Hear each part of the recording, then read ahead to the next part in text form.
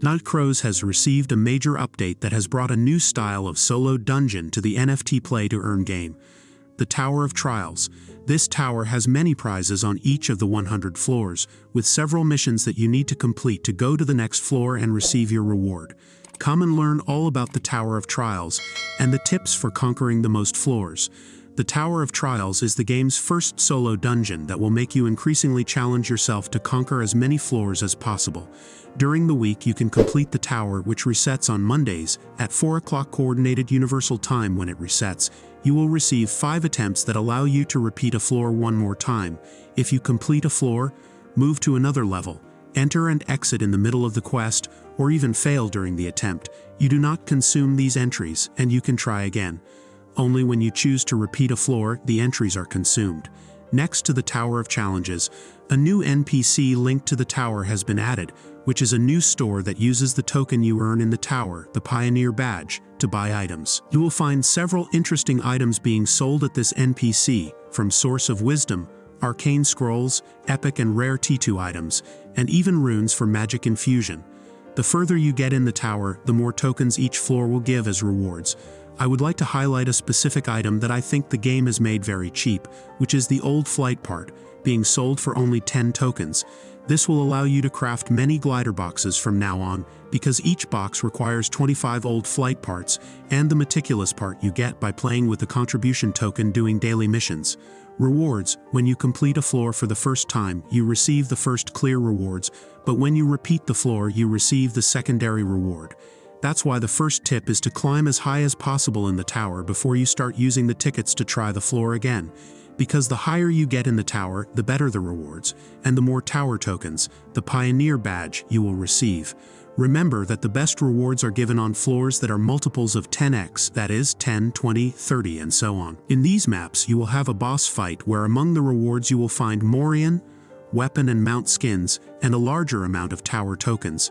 A detail that was added as rewards during some levels were some limited-time codex items that will help you continue climbing the tower because they increase your status.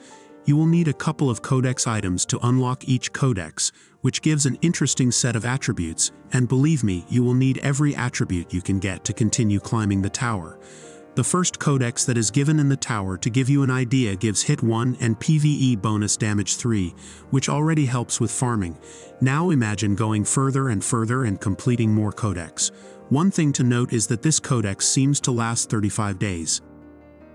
It is good to understand a little more about the tower before trying it for the first time, because you will already have an idea of what you will find and will go through the floors faster. When you enter the Tower of Challenges floor, you will come across a cooldown of 3 or 5 minutes and a quest to be completed. In general, there are 3 types of floors that you will find: Subjugation, Expulsion, Treasure Hunt, and Boss Fight. In Subjugation and Expulsion, you will have 3 minutes to defeat a number of mobs. In Subjugation, you will have to eliminate 21 mobs that are of the same level divided between Melee, Archer, and Mage. In Expulsion, the difference is that you will have a smaller number of mobs, but you will find an elite and a mini-boss. In Treasure Hunt, as the name suggests, you will have 3 minutes to find some chests around the map. In Boss Fight, you have a little more time, 5 minutes, to defeat the boss by reducing its 5 HP bars. There is another map that is more unusual, which is Obliteration, which you will find on floor 8. In it, you will use an area skill to defeat 500 mobs in 3 minutes. The tip is to keep walking around the map spamming the skill as much as you can. There will come a time in the tower when you will realize that your DPS is no longer able to defeat the amount of quest mobs in the 3-minute time limit. This can happen on floor 9 or 17. At that moment, you will be able to use one of these tips to try to pass the floor. The first one is to use as many buffs as possible, which range from rare and epic pots, food, and event buffs. The goal is to use buffs that can increase your DPS or decrease the cooldown of your skills.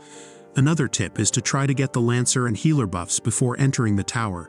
They will remain active. If this doesn't work, you will have to take the slower path and progress the normal way, which is to complete more codexes and maybe even event ones, improve your equipment, level up your skills, and advance in class. Always remember to focus on increasing DPS, which will be the stumbling block for most players. Have you already participated in the Tower of Challenges? Let us know in the comments which floor you reached. If this video was useful to you, consider leaving a like, For more play to earn videos, consider subscribing to the channel.